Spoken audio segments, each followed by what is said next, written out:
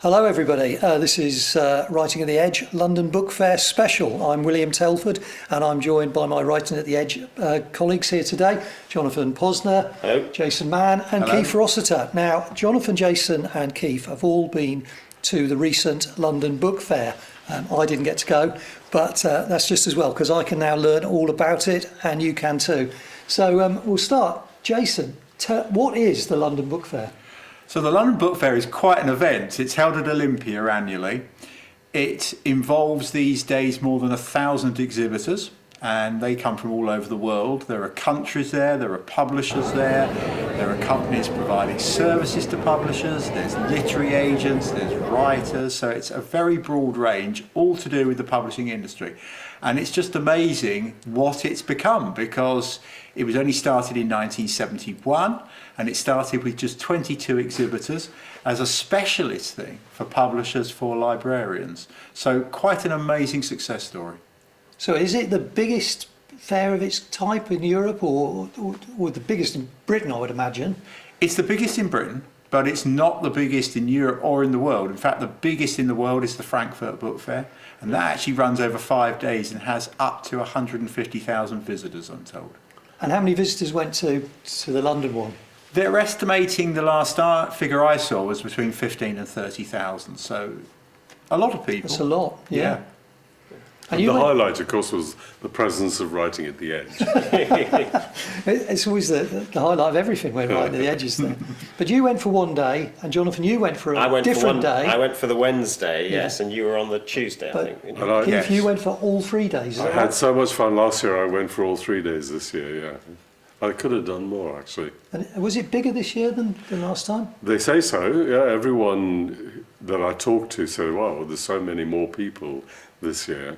So, and it was crowded, there's no question about that. So what sort of exhibitors? You mentioned some of the types of companies, but what's the range of... have they got stalls? Have they? The big five publishing companies all had massive...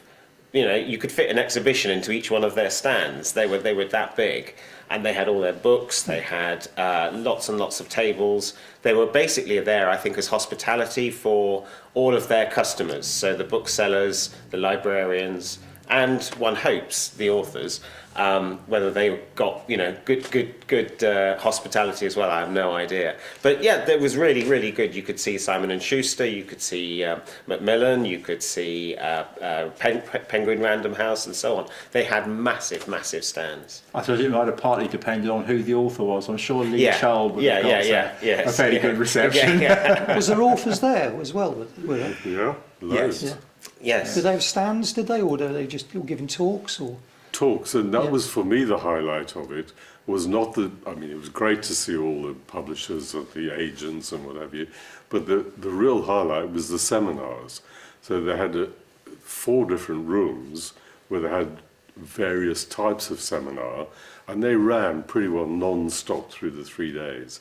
So you could just go along for free, sit there, listen to some experts talking about stuff, writers talking about how they write or how they create a business, a self-publishing business, writers talking about different genres, just non-stop. There was a lot about AI as well. Yeah. It was the hot topic of the show. As you would expect. And did you pay per day to go to this? Is it like you pay to go in? So yes, you do. You pay either a day, you can pay for a day, or you can pay for all 3 days. But once you're in, can you go to all those seminars and everything? You have to pay again? Everything. Yeah. And there's a very specific area in there actually for authors, isn't there, upstairs, called Author HQ. Yes. Yeah. Which is very handy. Denoted by a green carpet, so you knew exactly where you were. There's Author HQ and the Author Lounge. So people go and sit there and have their lunch and chat, network. It's really good. And what sort of people were giving talks? Was there some famous writers there? Yeah, loads of different famous writers. There were quite a lot that I listened to who were in the sort of self-publishing world, but really successful ones. People who'd sold, 5 million books, but all through their own business. And they were really informative. Was there some like big name writers there? Or was, Yeah, I mean, one that people might recognise is Sacha Black. yeah. So my brain is whirling because I've done so much over 3 days. I can't really, unless I look at my notebook, I can't remember what they were. But I let's- listened to a fantastic talk by a writer, a Turkish writer, woman called Elif Shafak. Oh yes, I've read 2 of her books. I think. I haven't. Are they worth it? Yeah. I yeah. definitely. What was After the theme listening of to, her talk? That so was- she was talking about about the self-publishing models, but she's published by mainstream publisher. But talking about the writing process, how she writes, what she does to keep the reader entertained. She was brilliant, and the same talk was somebody called Adele Parks. Have you read that? Yes. Yes, Oh, I've yeah. read So the she Del was Parks, there. yeah. She's published 24 books in 24 years. So, you know, she's doing well. Yeah. Yeah. That's quite an achievement, isn't it? I mean, that's a feat of endurance in itself, isn't it, really? Yeah. But So- it's a bit. It sounds to me a bit different from a literary festival. 'Cause I've been to a few of those where quite often it's about the writer. This is a kind of an industry thing, maybe, Yeah, isn't industry, it? yeah. It It is. was- yeah. It's very much a trade Yeah. show. Yeah. I mean, one of the misunderstandings I think is that some authors go along there thinking they might be able to find a literary agent there, because there are a lot of literary agents there at the event, but it's not. There's no opportunity for somebody to try and find a literary agent, to try and have an interview with a literary agent. It's not intended for that purpose at What all. are the agents there for then? Are they there to connect with other agencies and other They're publishers often there and to that? they're often there to meet their own authors, Yeah. to have a chat with them. It's an opportunity for them to get together with them, talk about where they're heading, And to understand what's coming from all the publishers. I suspect you had a lot of agents who are on the publishers' stands, you know, finding out what the next big thing's going to be, and you know, understanding how the market is Yeah. moving, so that they can then pitch their books accordingly. And find people to fill those niches. Yeah, maybe. Yeah. Yeah.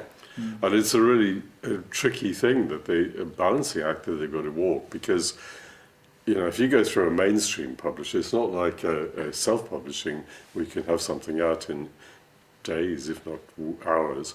It can take, you know, 2 years before, from the moment they say, yes, we'll publish a book, to the moment you see it out actually as a book. And if you're in the film world or TV world, it's even longer, 5 years. So they've got to think ahead. What's hot now is not what's hot now, it's what's going to be hot in 2 years or 5 years' time. So it's very tricky being an author and an agent and And a I guess they've publisher. probably also got to factor in, you know, you mentioned AI, we'll talk a bit more about them in a bit, but the sort of technological changes that are coming up that are going to be changing the way people consume and you know, to sort of read and or listen now as much as anything. Well, there was a stand there, excuse me, 11 Labs, and they have AI voices that you can basically upload your book to their platform, and give or take a fair bit of sort of fettling to get it right, you can then have one of their voices read the whole of your book. And we're talking, you know, we're talking sort of minutes rather than years or whatever to make that book happen. And I spent some time on that stand, and the guy really sort of walked me through how it all works. So I'm very keen to try and just see if it sounds all right. But before anyone gets really worked up about the rights element to it, people who do voiceovers can actually upload their voices to the 11 Labs platform, and then 11 Labs will synthesize that voice, and then they can use that voice. Now, I mean, I could upload my voice, Keith. I think you were talking about uploading I've yours. done mine already. So you can upload your own voice and then have you read the book, not actually have to sit and read it, which sounds fantastic. But from the professional's perspective, is they get paid per. Is it per word? I'm trying to remember now. I can't But remember. they get paid. Yeah. So if their voice is used, then they are paid accordingly. So they don't lose out from having an AI algorithm platform, would call it what you will, turn their voice into a narration. Well, funnily enough, I also went on the 11 Labs Yeah. stand, and it was very interesting because what I thought was fascinating was they were prepared to give you all the necessary equipment for you to have your audiobook version, and if you simply put it up on their site, there was no charge at all. And then apparently the representative was saying to me that for every 11,000 words that are listened to, you get $1.10 was his description. So, at no cost, it's potentially another income stream for writers who really probably don't feel they can go to the time and the cost of actually having it, read out professionally. But So there's they wouldn't have told you this at the 11 Labs stand, but there was a seminar I went to where they talked about this very subject, and there's a lot of confusion. Well, nobody's sure yet whether purely cloned voiceover belongs to you or whether it belongs to 11 Labs. That hasn't been tested yet. Right. So you may lose the rights to your words by doing that. You may. Nobody knows yet. But there are three kinds of voice readings or voiceover. One is the actor sitting in the studio, obviously. The next one is what you were talking about, cloned. So you put your voice in and your voice reads that. That's called cloned. And then the third one is purely AI generated. yeah, And the AI generated one is the tricky one. No one's quite sure about that. But also, I think, I actually put this point in one of the seminars I went to. There's been this whole fuss about AI, in the media and among authors at the show, about it's stealing our work.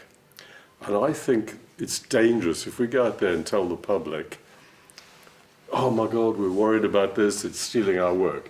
What we should be saying is, yes, it can do it, just as a car can travel at 100 miles an hour.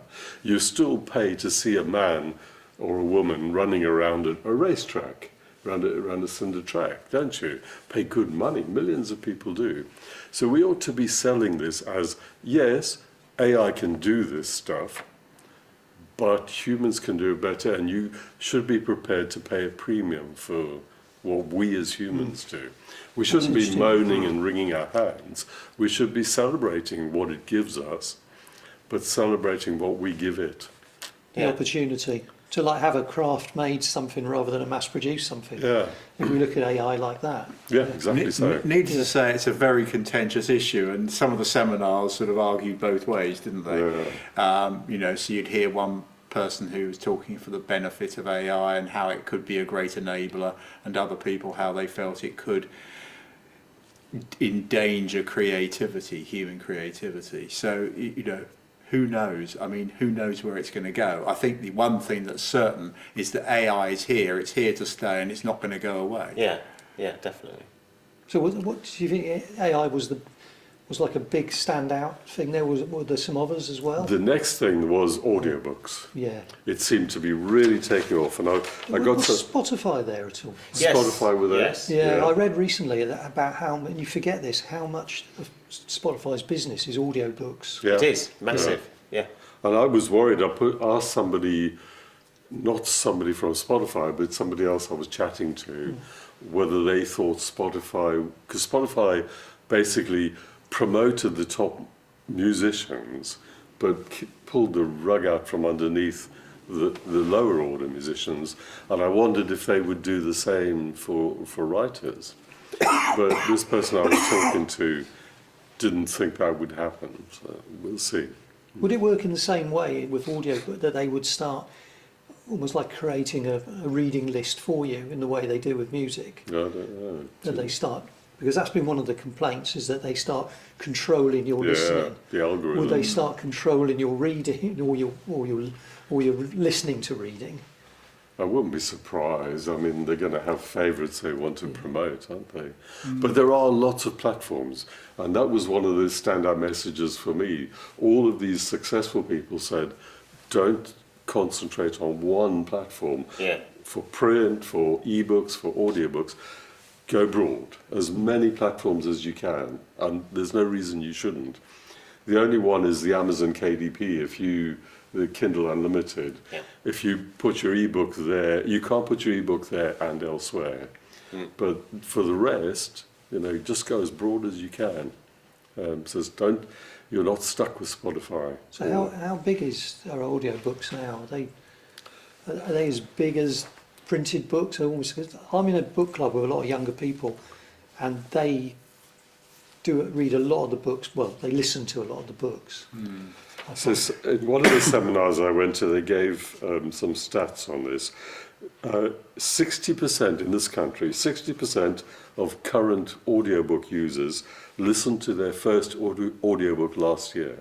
So it's growing. So it's people are hugely starting. growing. Yeah. And in America, audiobooks have overtaken print completely. Americans are just falling over themselves to go audio. Yeah. It's one of the things I've picked up from the younger people is that they don't have time, because they're in such a constrained time world now, to sit down and read. But they can listen to audiobooks while they do other things, like going to the gym, driving, this sort of thing. And you see so many people walking Doing around with housework. headphones on. Yeah. That's just the norm Walking now, around, isn't it? Yeah. I mean, not just young people. I don't have headphones, but I got earbuds, and I go to the gym and have them on, listen to podcasts or an audiobook. But it's not the end for print, because what they were saying was there's a huge trend where people who love a book on an audiobook go away and buy the print book. And in some cases, they're going away and spending large amounts of money buying collector's editions. Well, I saw that. There was a stand that was showing these beautifully embossed gold foil print books. The sprayed edges. Yeah, and all that, absolutely beautiful. Yeah. Yes, I saw that too, and they were really impressive. They were kind of classic books, weren't they? Like Little Women. They were and things like that. out of copyright. Yeah. Yeah, and the books were beautifully made. You could imagine if you wanted to give a special gift to somebody, why you would use somebody like that. Yeah. They look beautiful, very impressive. So it's in a way, it's kind of following the way the music trend has gone. I saw HMV's results were out the other day, and they've actually done very well. People are they're spending a lot of money, £40 a pop for like a vinyl album now, because they want to own it, they want to possess it. So they'll still listen to all the very cheap stuff they can just download. But when they want to give a gift or they want to have something special, they'll pay a lot more for it. And I guess the publishing world's looking at this too. Yeah, it's all right to have the audiobook, but if you want to give that special present to someone, pay £30-40 for a hard bound, beautifully decorated book. Because just a paperback, a lot of people now would look at a paperback and think, that's not good enough for a present. I mean, they're nice stocking fillers often, but unless it's signed by the author, which I find works quite nicely. which yours are great. So audiobooks, publishing on multiple platforms. That's another big message that came out. Yeah. And what about what are some of the other things? I mean, should we get AI out of the way? I'd like to talk more about that. Well, I mean, as we mentioned, it is a hugely contentious issue, and you can hear strong arguments on both sides. But like we were just saying, really, it's there. It's not going to go away. I suppose the question now for the publishing industry: how does it make the most of AI without destroying the creativity that is so vital in books? I think the people who are most in favour, uncritically in favour of AI, were the publishers, because it's going to save them a lot of money, isn't it? So whereas the creators were less enthusiastic. But it will save them a lot of money on things like editing, and I mean, I know some authors who are already using it for basically grammar, spelling, this type of formatting. Not that they can't do that, but it saves a lot of time. But I would say that the only thing I would say there is that ultimately you still need to check it, because if you formatted it with an AI program, or if you use your AI program to check your grammar, then you still need to go through and proof it, or have it professionally proofed, because you just cannot take the risk that it hasn't tweaked something, hasn't changed something, hasn't put in a mistake somewhere. So it doesn't. Still got glitches, isn't it? Yeah, AI, it's never going to take yeah. away that final human check, I would say. The other thing I wonder about is the publishers might appear to be very in favour of it, but they might be actually creating their own demise potentially. Because if AI advances as far as it possibly could, and people believe it would, a lot of the idea of having huge publishers, a lot of the reasons for having those and the service that they provide could be eliminated. So, publishers at the moment, yes, there are certain things in there that they're very much in favour of, reduce their costs, but they ultimately could actually, as I say, create their own demise. So what about self-publishing? That was another big thing there, wasn't it? There was several seminars where they had very successful self-published authors. Yeah, self-published is kind of in some areas it still feels a bit of a stigma, but actually it's become really respectable now, and the Winter and Drew hybrid model, that's growing rapidly. Yeah. But some of these authors make a lot of money, sell millions of books.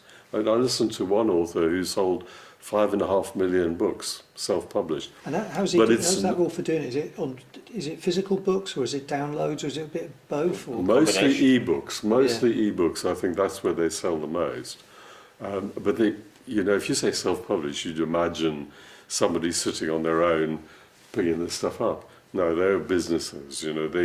They all employ other people to do aspects of their work. This person, they'll hire someone for 15 hours a week to do social media. They'll hire someone else to do their admin. They'll hire someone else to do their formatting, which is quite a lot like the Winter and Drew idea. And when you've got that amount of money coming in, then it makes perfectly logical sense. And in fact, it's about scaling it up, isn't it? Because you can't really get that amount of money unless you've got more people involved. It's just too much hard work for any one person. I mean, people who actually have success with it, the success can be huge. As we're saying, it's millions. I mean, there was an author there who won a particular category of a competition, and in a children's section, and her book, I think it was called Beyond the Secret Lake, had apparently sold 750,000 copies, which, is once again pretty amazing, really, for an individual to achieve that. Yeah. And that's mostly e-books, is it? Mostly e-books it would be. But again, are the publishers, are they sort of scouting for these people and then signing them up? Because that's how people like James got found, and people like that. But are they now? I challenge that slightly, because E.L. James already had contacts in the publishing and the film world. Her husband, I think, works for. So it could have been a bit of a slightly spun story, that. Yeah. There's a lot of spinning goes on, isn't there? But if those self-publishing companies now, as they sound like they're become that successful, then the authors don't need to go to a major publisher, because they can, and they're presumably taking more of the cut from all those sales. Definitely. Than they would be if they were signed to a big company who's going to probably you've pay got a them difference smaller between percentage. if you are traditionally published, you might make between about 6 or 7% of the sale of each book, because everybody else has taken their cut, and you're last in the queue. If you're self-published, you get all of the income. So the real difference is, if you're self-published, can you sell the volume that will actually be equivalent to a traditional publisher? And one of the things that I was doing when I was at the show was really, because coming from a publishing perspective, I was really looking out for people who can do distribution, who can get books into bookshops, and I think I made a few contacts that will help me to sort of explore that further. Because at the end of it, if you can get a book into a bookshop, or into some form of bricks and mortar sales opportunities, then what you're doing is actually starting to have a distribution equivalent to a traditional publisher, but you're making 10 times as much per book. So it's it's a very good route to market. Well, when you think about it, that person who sold 750,000 books, I can't remember what she's charging for her books, but it wouldn't be unusual on an e-book to make £2 or £3 per book. Yeah. And a paperback, probably something similar, maybe a bit more even. So you can see quickly how much that potential money is. Do you get more for your paperbacks than for your e-books? I actually make more from my paperbacks, yes. Do you? Yeah. Okay. But then you've got free on Amazon. You can basically set your sale price whatever you like, and I think up to 60% is the amount you can make. Because mine, maybe I've set my pricing wrong, but I'd much rather sell print books, just out of an old-fashioned kind of idealistic attitude, but my e-books make me more money than the print does. The person who's, for instance, selling 750,000 books, how is that? How are they doing that? What's their secret sort of thing? Did they say how they actually sold that many? Did they have some marketing advice help, or was it just word of mouth, or was it just mostly it's about having a mailing list, building up your mailing list, and then having content which engages your readers. So when people get to the end of one of your books, you want to be pushing them to the next book and the next book, and your mailing list is the way that you can sort of take control of that communication. So did that person, the 750,000, was that an accumulation of a building up of a career, or was that just a book that suddenly flew? I think she's relatively recent. I remember reading something. Unfortunately, she wasn't actually at the event. She had to send somebody else along. She was on holiday in Costa Rica at the time, probably in a 5-star hotel. But you've got that kind of money. Yes. But yeah, I mean, it's one of those things where. I mean, the other aspect I would say is that you've got to try and use every avenue as a self-published author. So I suppose the other aspect is, you've got to try and build up your social media as much as you possibly can, because, there are some amazing success stories with things like TikTok and that. Colleen Hoover was the first self-published author ever to get to the top #1, I think, in the New York's bestsellers time list, and that mainly, apparently, if it's true, supposedly came from her coverage on TikTok, which actually wasn't done by herself, but was mainly done by her sisters, apparently. So yeah, I think the other aspect is, absolutely agree, emailing lists are vital. If you can build up a good emailing list, it's really good. But yeah, you do need to it doesn't mean to say, I don't think you need to try and cover everything on social media. I don't think that's viable. But I think you do need to have a strong presence one way or another. And while we're on self-publishing, you won an award, Jason, is that right? I did, yes indeed. And here it is. And this is the plaque I got for it. And this was my book, The Echoing Shore, was the winner in the Selfies Adult Fiction Award. And that was quite a surprise, because a very nice one, I must say. But I knew The Echoing Shore was shortlisted and was in the last 6. But I kind of had no expectation of winning at all. I really didn't.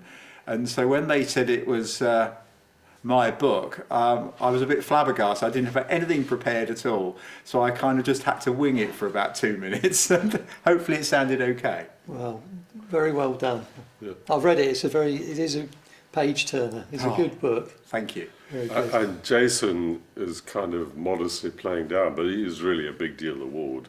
It's not just a pat on the back. So it's going to really benefit his book. Excellent. Have you seen sales climbing towards that 750 million already? Yes. Not quite yet, but I'm getting there. So here's a bit of video that I shot on the day, because I was there, clapping no, I wasn't clapping actually. I was too busy rushing around to do some video when Jason made his acceptance speech.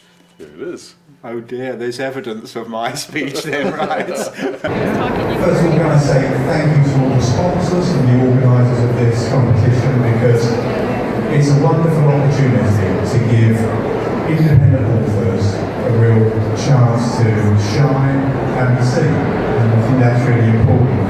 The Echoing Shore is set in a place that I love and I've spent much of my life in, and that's the north coast of Cornwall. And it's all about a mystery, as you mentioned, and it's all about the loss of a lifeboat. And then the woman editor of one of the local newspapers, a small newspaper that's struggling, becomes obsessed with trying to find out what really happened 10 years earlier. Because although it appeared an accident, it was actually anything but. So thank you very much today. That's really wonderful. So for anybody going to the book fairs, presumably be on again next year, what can you get out of it? How do you get the most out of being there?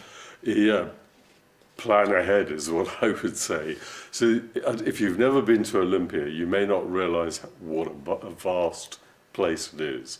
So there's seven main halls, if you like, and as well as what's used for this show as the International Rights Centre, where all the publishers and from around the world go there and arm wrestle over deals. You're not allowed in there at all. But so even without that, there's 7 halls. And when I went last year, I got completely lost because I go, okay, well, I know it was down that corner, so I'll walk down there and it's not there. Where's it gone? Well, it was in that corner, but in another hall.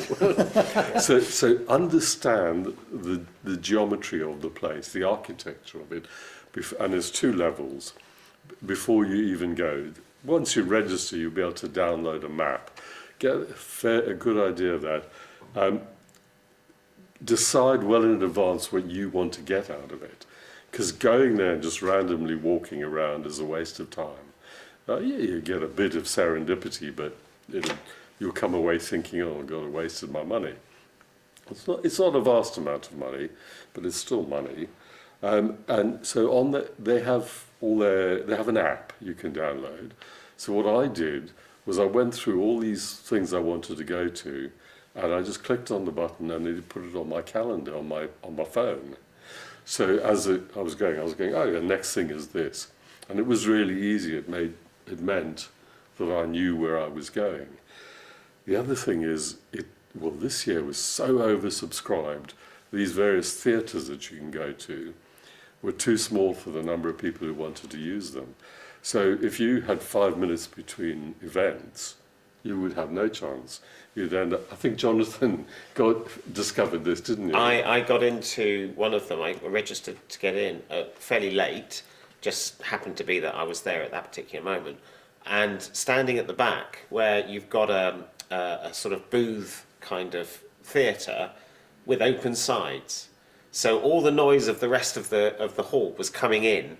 And I think, had I been in the seats where you were, you would have heard what was going on. Yeah. But from the back, the quality of the sound was such that actually I couldn't hear a single word. It was just sort of muffled So you've got to book into your seminars. So you've got to get in there. You don't actually have to book. You just turn get up. there early. But get there and get a good seat, because otherwise they get crowded and you can't hear. Yeah. Absolutely. Yeah. I mean, they do scan you when you come in because you wear a badge Yeah. and it's got a QR code on it. And then you get a download or an email at the end saying, this is all the things that you did. And you went, oh, did I do that?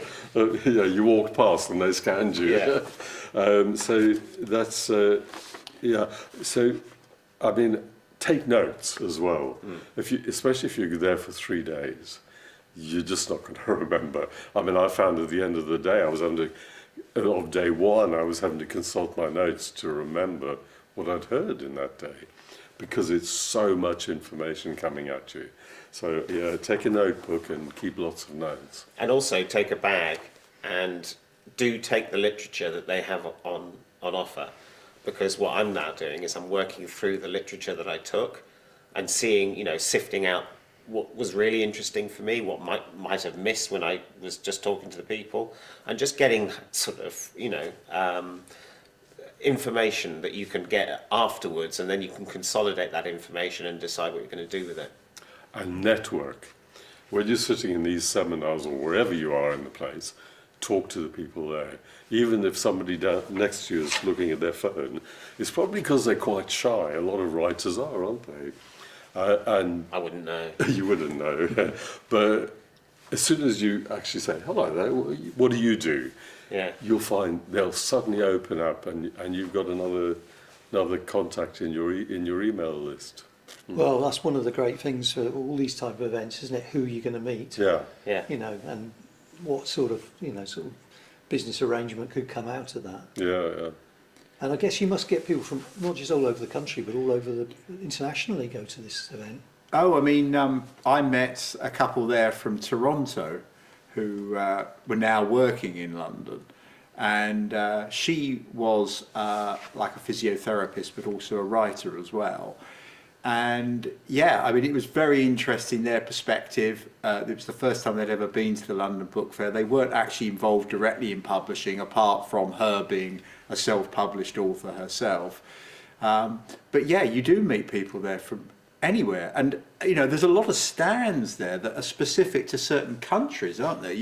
You see Turkey, you see all sorts of... Bulgaria, all sorts of places, unusual countries. I had a as well chat on the sometimes. Italian stand because my current book is set in Italy, and they were polite and they said they were interested, but that was. And what are they I doing? found actually the opposite. I went the opposite to simply polite. I went to the Greek Culture Ministry stand to get some contacts for the research for my next novel, and chatted to this lovely woman who actually was working for the ministry, but actually is involved with a publisher in Greece. And she asked me about why I was interested in Greece. I said, oh, I've written one novel already set in Greece. Oh, she said, well, maybe we could publish it. Wow, so now I've sent her a copy of it, and she's going to give me all these wonderful contacts, and she's going to consider translating and publishing my novel. Okay. So this is what these national stands were there for. They're looking for people who want to write about their country, are they? Yeah. Thankfully, my novel is quite complimentary to the It is, Greeks. yeah. I've read that as well. Yeah.